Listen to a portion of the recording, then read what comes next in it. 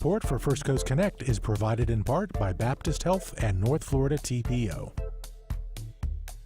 Good morning, I'm Ann Schindler, and this is First Coast Connect. Today, following weeks of controversy over a video showing an officer punching a black motorist, a series of community conversations gets underway tomorrow night. We'll tell you what's on the table and how you can participate. Later, the women celebrating the women behind a woman's right to vote. We preview an event marking the 105th anniversary of women's suffrage. But first, a series of conversations prompted by a controversial arrest tackles concerns about police violence and a broken trust with some in the Black community. Here to talk about it, I'm joined by Dr. Audrieanna Burgin, CEO of the racial healing and equity nonprofit 90 Forward. Good morning, Dr. Burgin. Good morning. Thank you for having me. We're also joined by the group's Director of Equity, ReGina Newkirk. Good morning. Good morning. And Melinda Patterson, a criminal defense attorney based here in Jacksonville. Good morning. Good morning. Dr. Burgin, I guess I want to start with how 90 Forward initially absorbed the news of this arrest organizationally, and then kind of at what point you decided you wanted to have some conversations with the community. Yeah. Well, if you know anything about 904, conversations is what we do, courageous conversations. As we absorbed it, first personally, and then as an organization, we found the incident troubling, disheartening. We understood and began to hear initially, like right away, the frustrations from the community. And then we huddled up over a series of conversations ourselves and, decided what is our response. And our response is always power through unity and focusing on the bigger policy issues and how we really drive change forward. And it was like, what do we need in this moment? In this moment, we need to lift the voice of the community and understand what's really happening. This is not an isolated incident. And as we started to look at the policy changes we wanted to make, that became more than just one event, more than just one conversations, and it began our Justice series. So I'll start with that, and I'll pass it to my Director of Equity because I know she is burning to ReGina. tap in. Yes, ReGina. I'll pass it to her. Well, these conversations are so important and they're so incredibly nuanced. So, for instance, our conversation tomorrow night really is highlighting a lot of the coded language that is around these types of arrests, these types of excessive use of force. How do we break that apart? How do we understand what's going on? And again, to Dr. Bergen's point, how do we address the policy issues that are behind it? When we have a police force that is legally allowed to police themselves, and we have a governor who has stated that he wants to make Florida the friendliest state to police in the nation. What exactly does that mean, and what kinds of policies are put forth that allow this type of behavior to continue? I want to ask you, when you talk about the coded language that is used to describe or to discuss some of these events, can you break down a little bit what you mean by that? And so now you're going to take away some of the event for tomorrow night. But for example, one of the things that we've heard so often with Mr. McNeil's assault, as well as others, he should have just complied. And there's a lot behind that statement, because what it's saying is that it's justifiable behavior if you don't comply, and that a person who is fearful, who is nervous, who is unsure of what's happening is expected to have exceptional, perfect behavior in order to get what we would consider to just be fair treatment. And I don't think that people think about that phrase in that way. But when you say he should have just complied, it really does say, but because he didn't comply, he is deserving of abuse. And that's not the society that we really want to live in. Melinda, I wonder if you can talk a little bit about some of the clients that you work with and the individuals. I mean, just yesterday you were showing me some dramatic video of one of your clients in a very intense takedown. A man standing in front of his house who was unarmed and just standing there. His case was ultimately dropped because of the work that you did on it, but he spent 136 days in jail. and endured this very violent arrest. Can you talk about just in your criminal practice, how often you see incidents where people who are kind of not resisting or are apparently complying are being treated in a way that you find objectionable? I would say it's very consistent. Um, in maybe 10 cases that I look at over a month, and it obviously, it goes to a particular demographic when we start looking at these issues as well. Um, the younger black male demographic is a larger target for this. Unfortunately, the majority of the people that we see come through the criminal justice system are younger black males. One of the reports that we were looking at yesterday were the numbers from last year, the response to resistance reports. 56.6% were men or people under the age of 35. There's maybe 5 to 6 of the 10 I look at in a month where there's an overuse of force. The video we looked at yesterday, the man was in compliance. That did not stop 6 officers from piling on top of him, pulling hair, punching in the face. This is not uncommon in Jacksonville. One of the points that were made repeatedly after the video with McNeil came out was that he never put in a complaint. He never filed anything with JSO. People who have that perspective have never had the issue or known anyone to be targeted by JSO. Once you become a target for, and I'm not saying this in any way as a generalized, this is all police officers, this is all of JSO, it's not. But we do have problematic units within JSO. And these units, they're not normal patrol officers that are driving around issuing tickets. These particular units are usually very specific. They have a specific job they're supposed to be doing, whether it's in a certain area, targeting certain groups.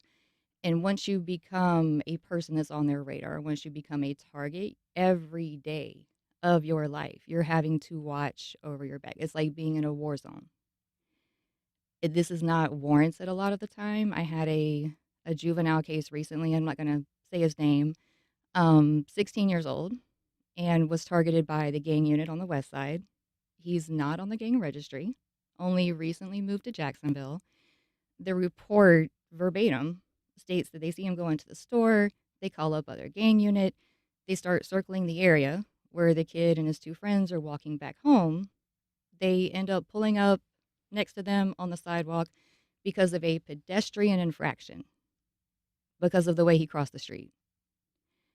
The kids take off running because here's these, adult men jumping out of a van coming at them. They're walking home from the store.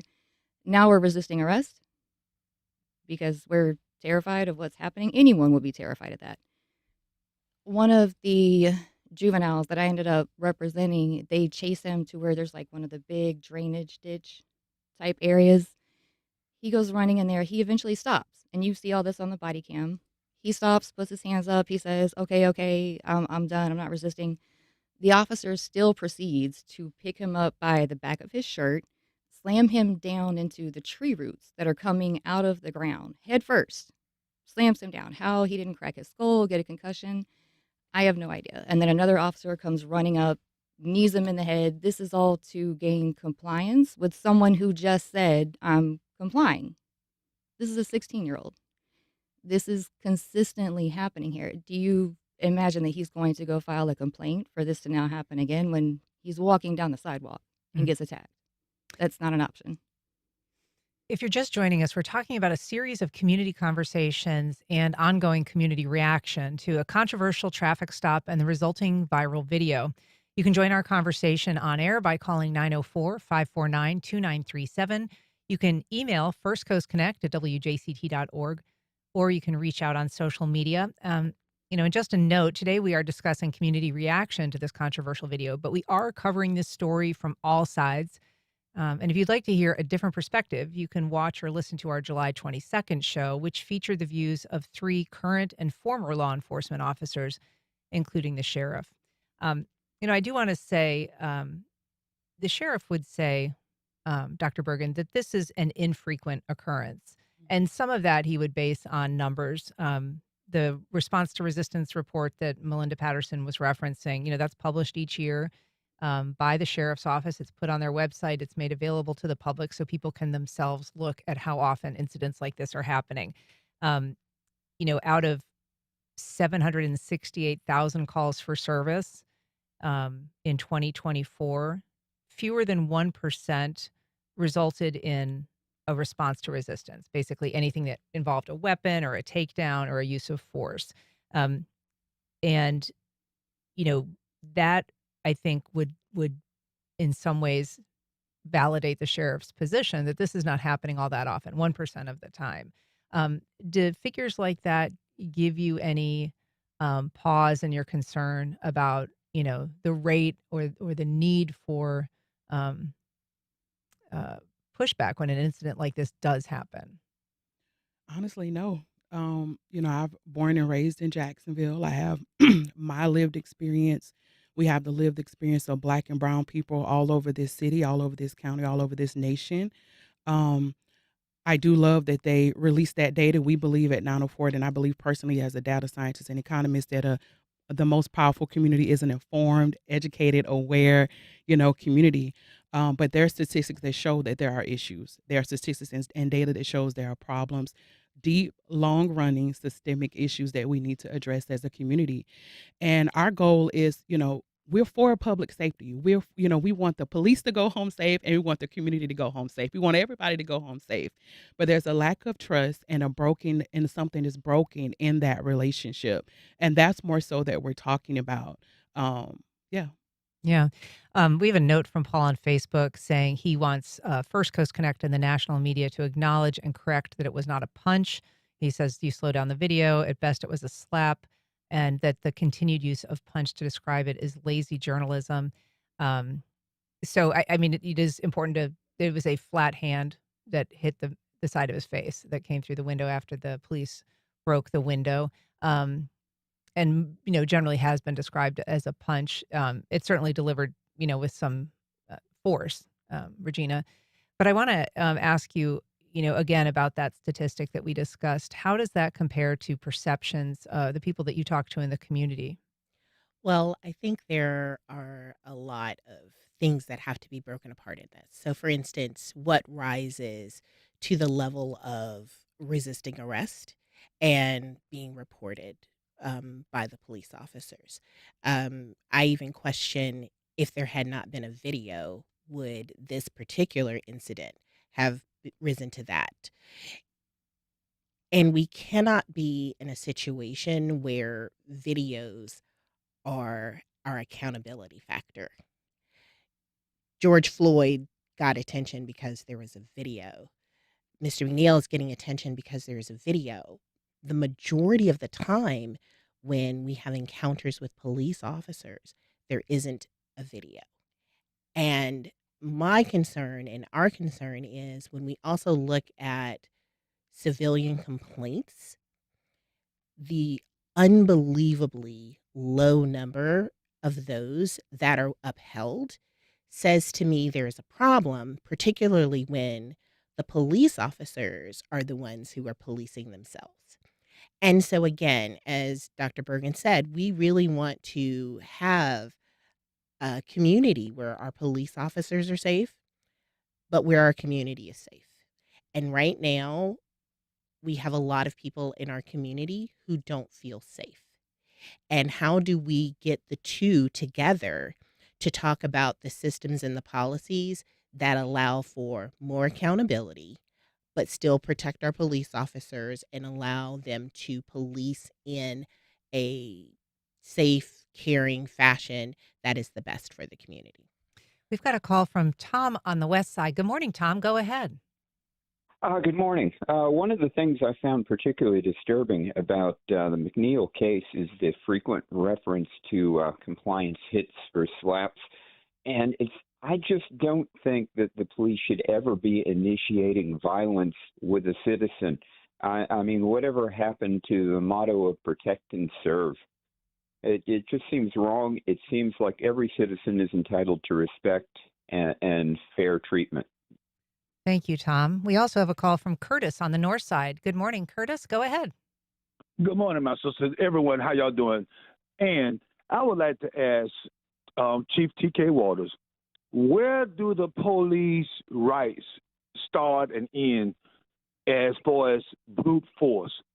The attorney said the video showed the young man stopped running, said, "I'm complying," had his hands up, and the police officer used force, body slammed him into the roots and everything, and then another one came and pounced on his head.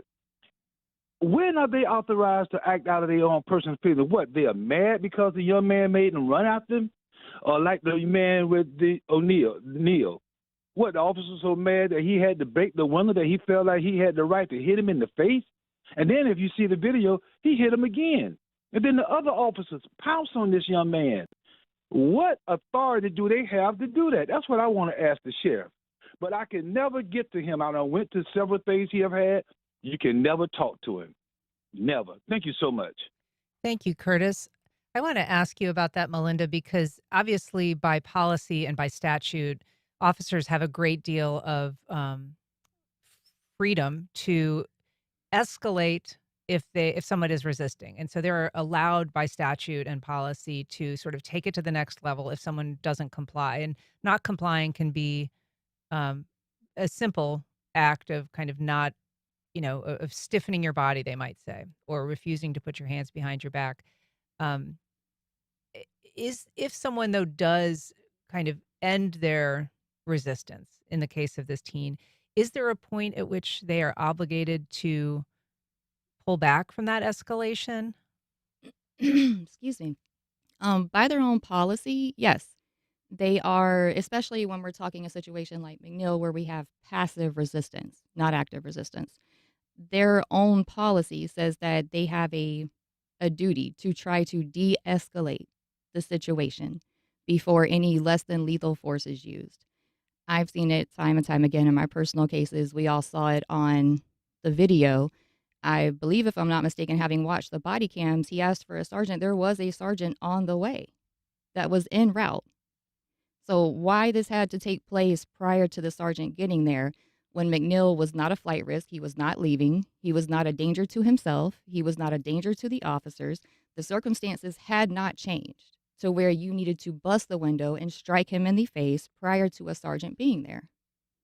We've got a call from Tim in Orange Park. Just briefly, Tim, go ahead. Thanks. Yes, I just want to make an observation. I got pulled over multiple times on Blandy Boulevard in Orange Park, but each and every time the police pulled me over, they used different reasons for pulling me over, and twice they used the issue of, those are really nice tires. Where did you get those tires? What? It was a 1992 Cadillac Fleetwood Brougham that I ended up selling because I got tired of getting pulled over. And another thing, as far as the punch goes, the palm of the hand, I teach martial arts. I teach students, how to break concrete with the palm of their hand. That's all I wanted to say. Thank you. Thanks, Tim. Appreciate it.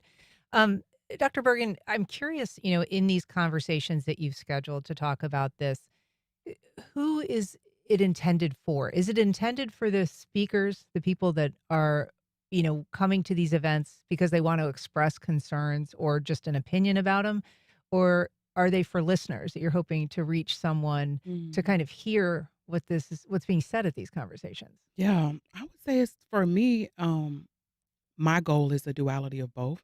So we have some really informed speakers coming on Thursday night's conversation. I'll try to run through them all if I can remember, but ReGina will back me up. We have Pastor McKee from the Oak, who is rooted in the heart of Jacksonville, doing some amazing work. We have Representative Angie Nixon, and I am drawing a blank now. I almost called you Dr. ReGina. I think something is coming. But ReGina is leading the conversation. And who are the other two speakers? So we have Nicole from the Tributary, who's coming talking about the media perspective, as The well reporter as, there, Nicole Manna, yeah. yes, as well as Kim Varner, who is a retired person, a retired detective from JSO. We want to have a lot of perspectives in this, as well as an understanding of some of the foundational issues. But I think it's an opportunity for us to all really think and reflect about very casual things that are said that oftentimes underline or support behavior that we actually don't intend to support.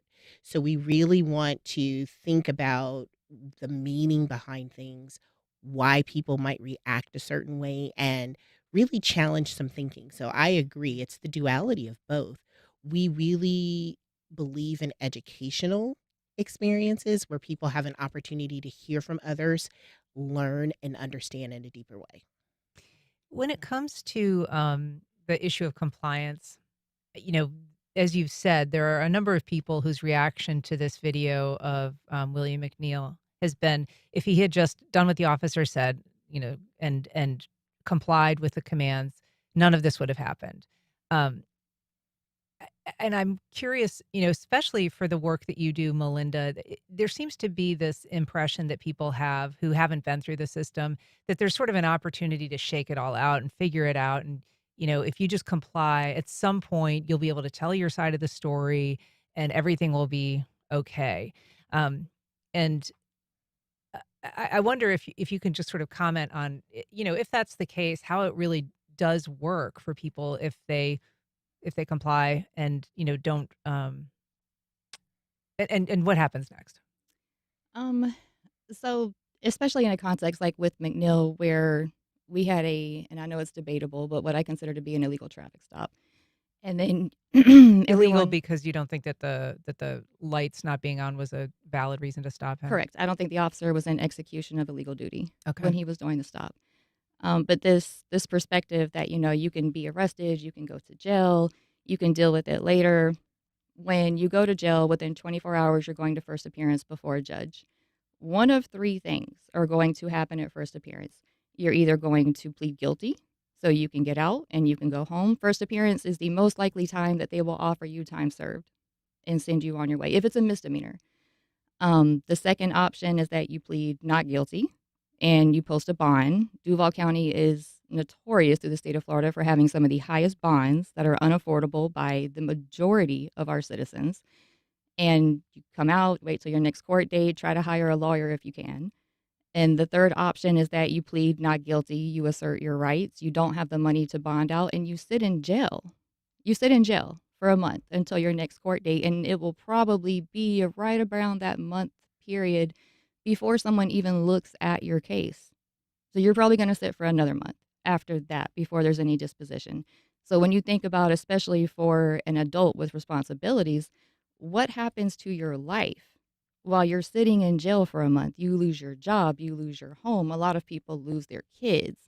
The system as a whole does not take into account the collateral consequences of someone going to jail just to comply. You should not have to lose your livelihood in order to not be assaulted. Is first appearance court not an appropriate time to say, hey, this was not a legal traffic stop, or I shouldn't have been, treated this way. I wasn't violating the law. If an inmate were to try to bring this proposition during first appearance calendar, when there's probably anywhere from 50 to 70 cases that have to be heard in a 2-hour time span, the judge is most likely going to direct them to please not talk about their case. They don't want them to say something that will incriminate them, and to speak with the public defender at a later point. There is really no opportunity for someone to assert these defenses at first appearance. Okay. One of the segments that you are planning, in addition to the one is tomorrow night, is one that's focused on ICE practices in Florida right now and kind of the reality on the ground. I'm curious about the way that one is structured, because unlike the one that's tomorrow at the Jessie, and then the other two, which are also held, I think they're all at 6:00, but the other three are at the Jessie Downtown. This one is Zoom only. Can you explain why? Yeah, that one supports informing our community and conversation, surrounding ICE. And, we know we want to make sure we're protecting the community that has entrusted us, So not intaking a lot of their information and making sure it's on Zoom. We want to make sure that we are supporting the solutions and not flaring the problem. Yeah. And I mean, you would actually have concerns, ReGina, that somebody could be putting their liberty at risk if they were to be there in person or to make their names known. There have been some incidences where that has happened, so we want to make sure that we're taking safeguards against that. We want people to, again, participate in our events and learn. We don't want people to enter in a state of fear. So, having a webinar where you don't even know who's on in attendance, people being able to share stories um, with some secrecy if needed, that provides comfort for them, but it is a layer of protection that we want to provide. And it really is a conversation for everyone. So I want to make sure that we are clear on that. While we certainly hope that we will have some people, some Latino residents to attend, we also want to have allies in this conversation and for everyone to really understand the impact of a lot of the behaviors and policies that have been put into place recently, what that's doing to actual people. Yeah. We've got a call from Hank on the north side. Good morning, Hank. Go ahead. Good morning. How you doing? Very well. Good. I got a quick question. Why is it being thrown out the window that when the man was first stopped, he was asked to roll down his window and to exit the car? I don't know how many times, even though he wasn't violent, but yet he refused the commands of the police officer.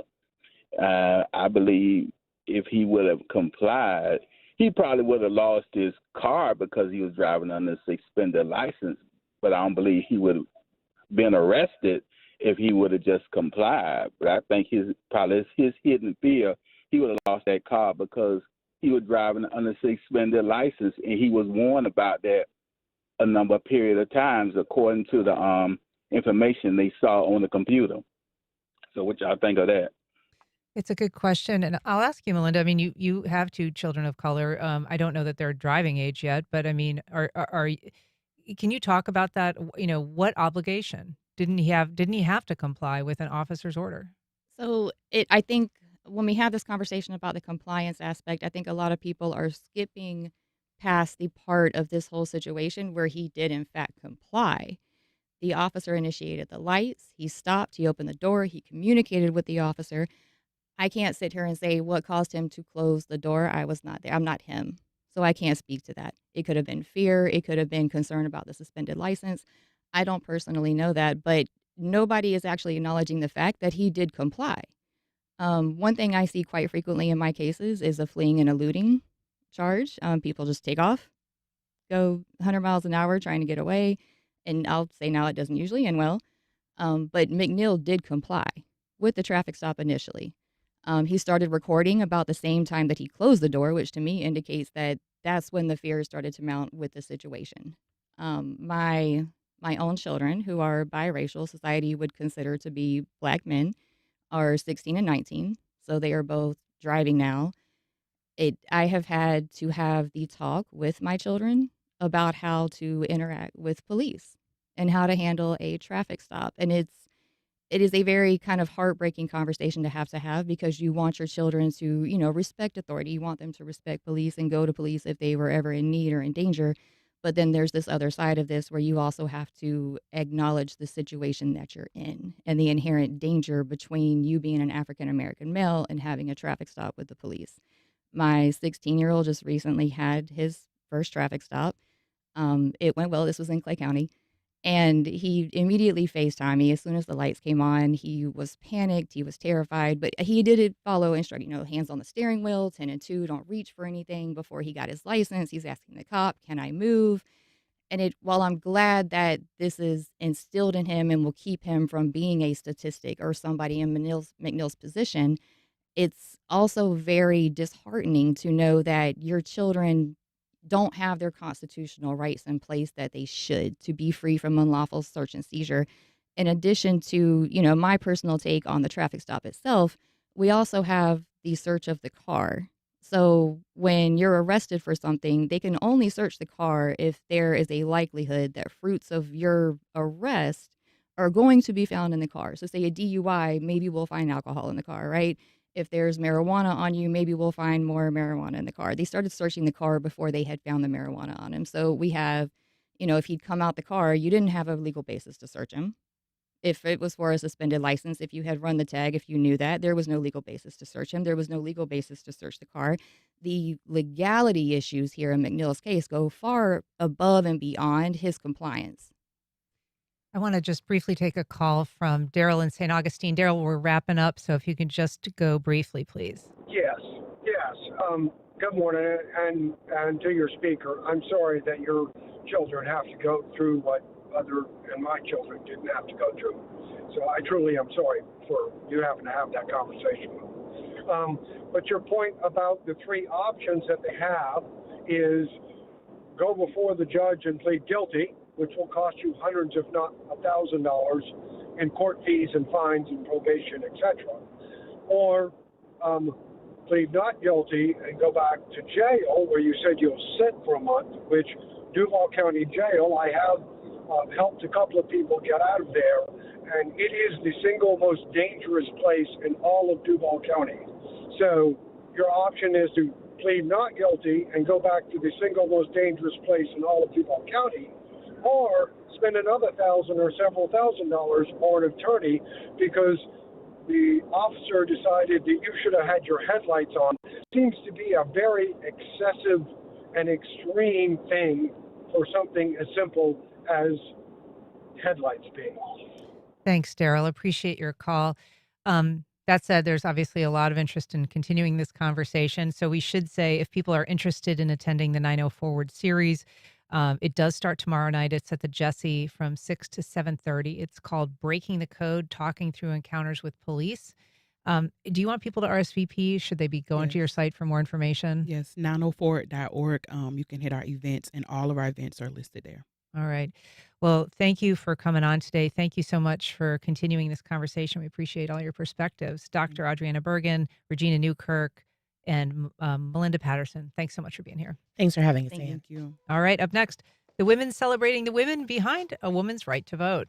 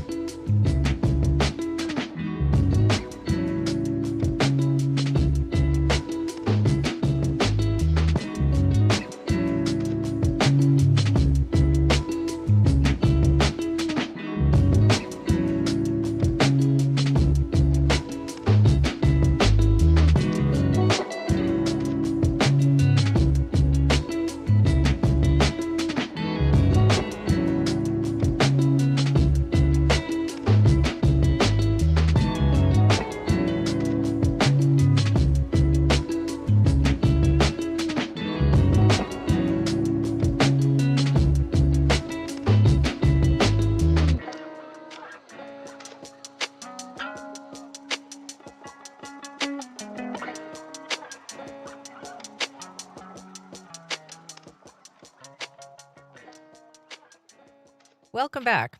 The passage of the 19th Amendment continues to shape the lives and future of all Americans. Here to talk about the 105th anniversary of women's suffrage, we are joined by Linnell Philman, president of the local League of Women Voters, Jacksonville First Coast. Good morning, Linnell. Welcome back. Good morning. Thank you for having us, Ann. We're also joined by Rona DiCamillo, the group's vice president. Good morning, Rona. Good morning.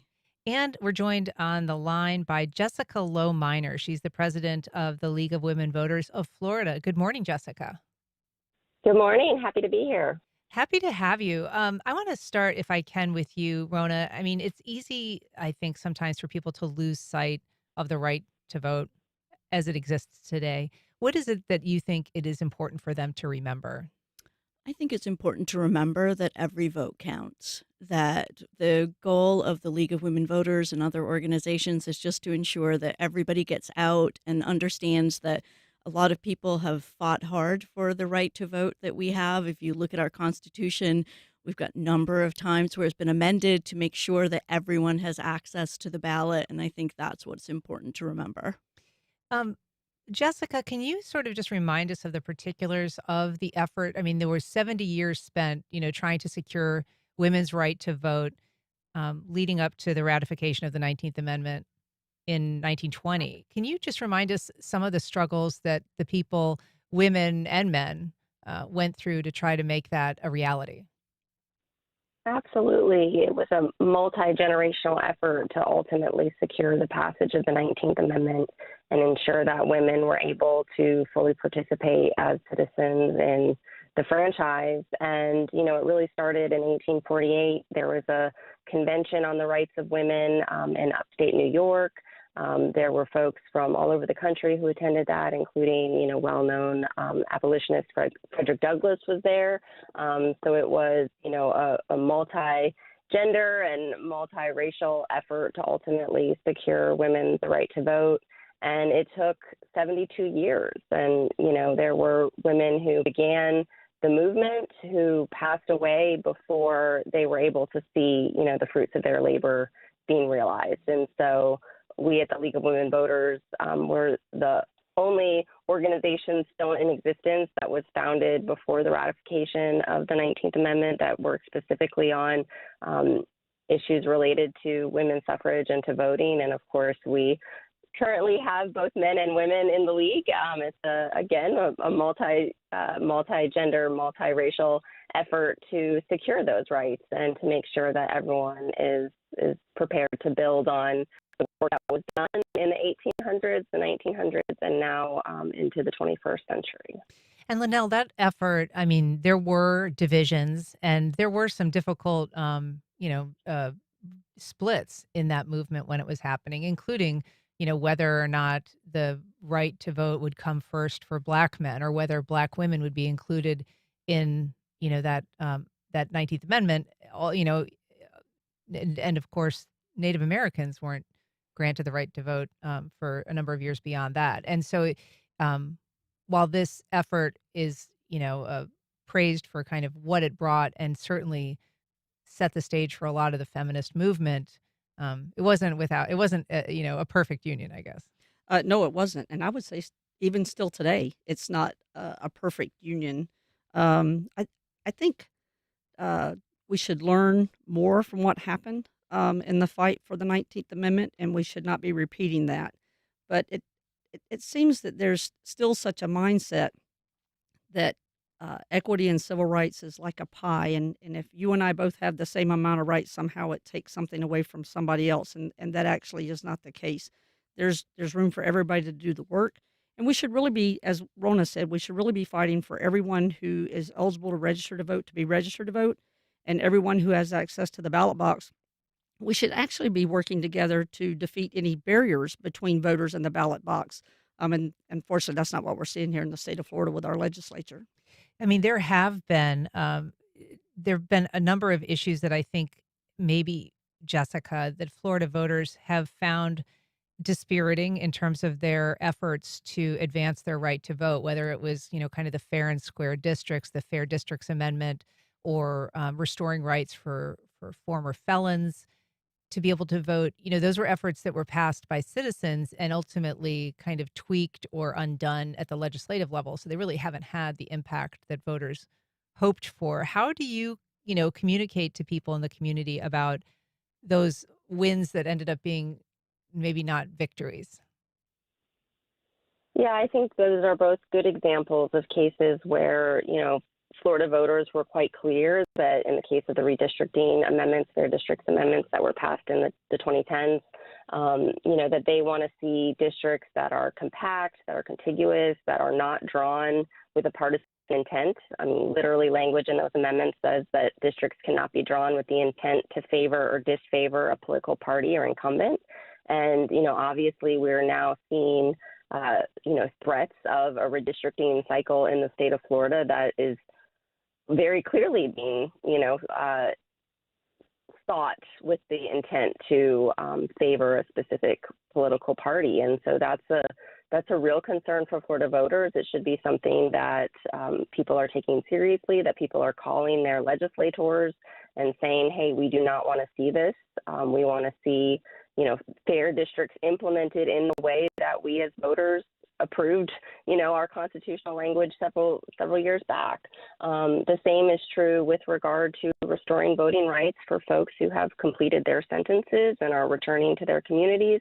Those are folks who, committed a crime but have now atone for that, have completed their sentence, and should be able to register to vote and participate easily and fairly. So we're not giving up on either of those battles.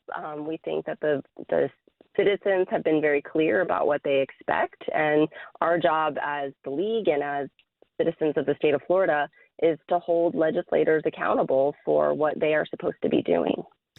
Rona, the thing, what's happening right now in Texas, and as Jessica was kind of alluding to, could soon be happening in Florida, seems like kind of the most nakedly partisan effort in a long time to just say, we want additional members in the House. We're going to create additional seats to achieve that. How significant do you think it is that we're kind of at this moment? I think it's very significant. I think it's particularly significant because today is actually the 60th anniversary of the passage of the Voting Rights Act. The Voting Rights Act was intended to prevent these types of things from happening, and we've seen the just consistent erosion of the voting rights ever since 2014 with the Shelby County decision by the Supreme Court. And so I think it's all just very tied together. And I think the sad part is that it makes people think that their vote doesn't matter at the end of the day. And as I said before, every vote matters. Every vote should be counted. Every person, regardless of who you're out there voting for, should be going to the polls and exercising that valued constitutional right to vote. We have a message from Mike on Facebook saying Linnell is a community treasure. She does so much to make sure everyone votes. I did promise that we'd get to this persistent suffragist versus suffragette conundrum, Linnell. Can you kind of explain, that and why one is sort of preferred? So I don't buy into the controversy. I will just say that. Yeah, the term suffragette actually came from a reporter or journalist back in Britain, Right. very early on, and it was used as a derogatory or demeaning term, like girls, doing this work or whatever. And suffrage is really about the right to vote, and so that's kind of where we're at, suffragist as opposed to suffragette. But I'll tell you what. Regardless of how anybody identifies or whatever language they want to use, if you are willing to show up and do the work to make sure that every eligible person has access to register to vote and that you help educate people, so they know when and where to vote and what they're voting on so they cast an informed vote, you can go by any name you want. We ask you join us in the work. And I know that you have been gratified to see the work that our supervisor of elections here in Duval has done in terms of trying to create some additional transparency. And you were talking about that earlier, but we should just briefly note this event that is the celebration of the 19th Amendment. It's called Then and Now. It's the League of Women Voters Luncheon. It's at UNF on Sunday, August 17th at the University Center. Can people get information online somewhere? Yes, on our website, lwjaxfc.org. We're going to put it in the comment section of this a little later on. It's $35 a ticket. We do very good at trying to make sure that cost is not a prohibitive factor for people being able to join us. But we hope they'll come out, learn more about the league, meet our state president, and join us in the work. All right. Well, Jessica Lowminer, Linnell Philman, Rhonda DiCamillo, thank you so much for being here. Appreciate it. Thank you. All right. Thank you. Up next, the true story of a covert condo hidden inside a shopping mall. We'll tell you about tonight's screening of Secret Mall Apartment.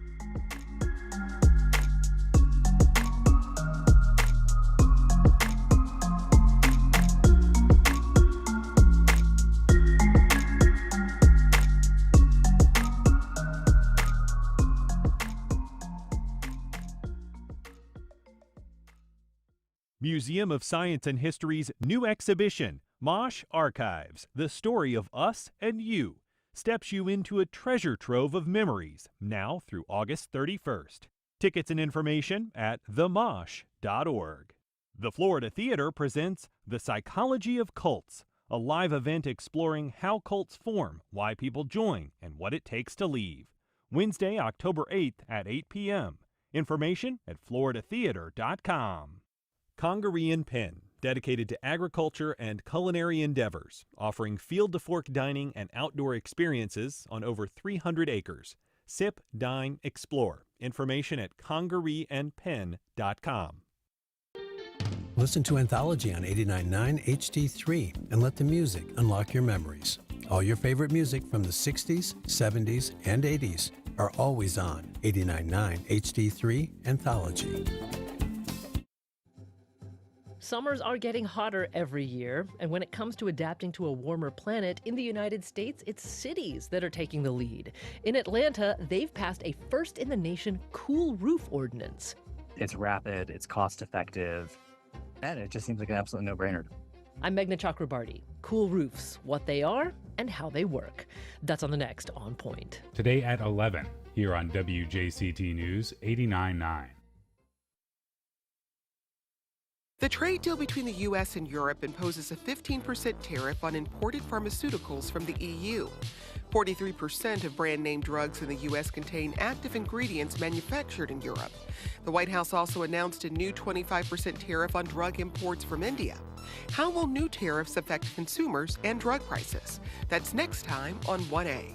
Today, starting at 10 on WJCT News 89.9.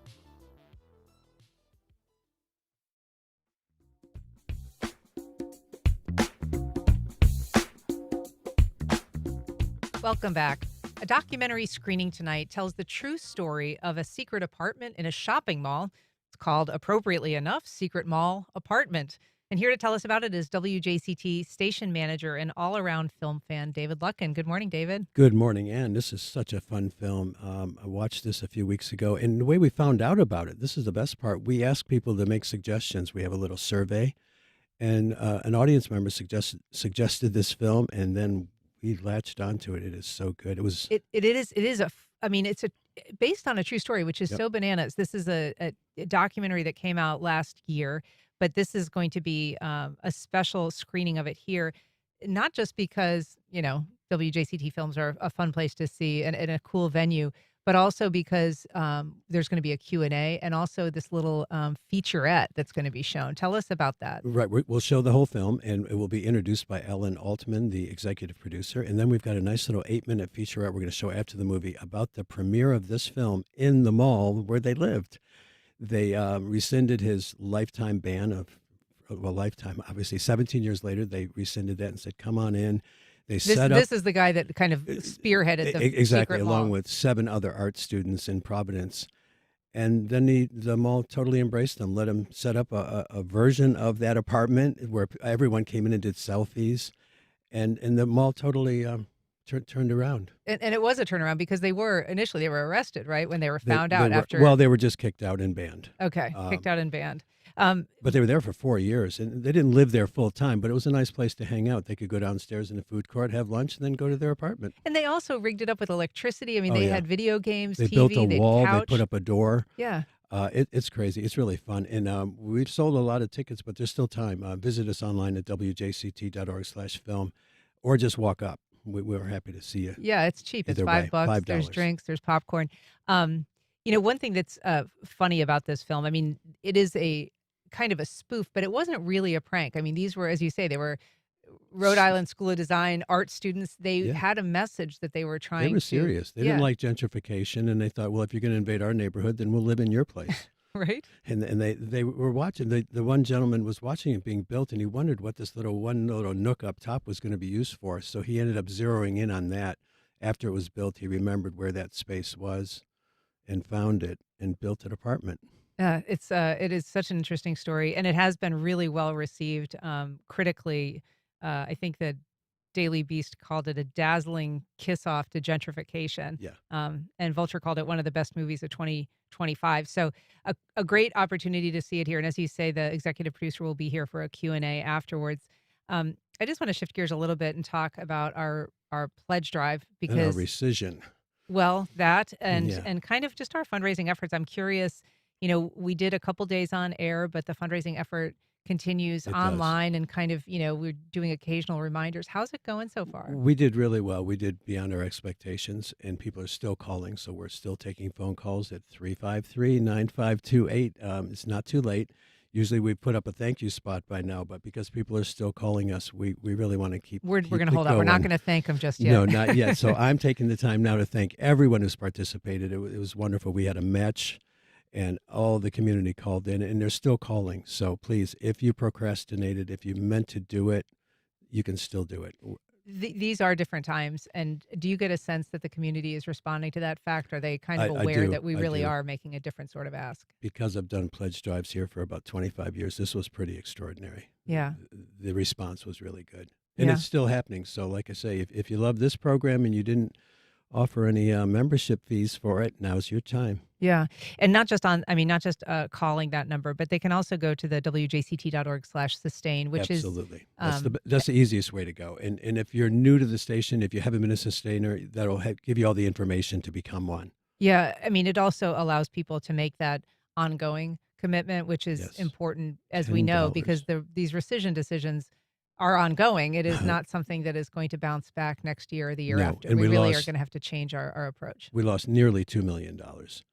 So that's a lot to make up. That's Yeah. basically what we pay for programming for radio and TV. So we're making plans and changes and lots of meetings and trying to figure out how we get past this. Yeah. But again, thank you to all of our listeners. You folks out there are the best. Well, any way to support the station, and one way is just to kind of be a part of the stuff that we do. So the event tonight is in WJCT Studios. It is called Secret Mall Apartment. It is going to be a ton of fun. It's $5. And it is the first public screening of this featurette, this little element that shows kind of the reaction and the reception of the mall itself. Actually, yes, we will premiere that. No one else has seen that around the world. So Excellent. that's fun. And come a little early. Parking's a little funny right now. We're having a little It is a little construction funny, going yeah. on. So I'll just say be prepared to drive in circles, but you're going to love the movie. All right. Well, David Luckin, thanks so much for being here. My Appreciate it. pleasure. All right. And that's our program. Thank you for listening. If you have comments or suggestions, you can send it to firstcoastconnect@wjct.org. And if you missed anything, you can catch our rebroadcast tonight at 8 o'clock, or you can also find our entire archive at wjct.org. Act is provided by Baptist Health and the North Florida TPO. Baptist Health is a proud supporter of First Coast Connect. Baptist Health, committed to building a healthier community for all of us. More info at 202-4YOU or baptistjacks.com. The North Florida TPO is dedicated to transportation planning, funding, clean fuels, and new technologies for a vibrant, resilient, and connected region. More information available at northfloridatpo.com. Museum of Science and History's new exhibition, Mosh Archives, The Story of Us and You, steps you into a treasure trove of memories now through August 31st. Tickets and information at themosh.org. This is WJCT News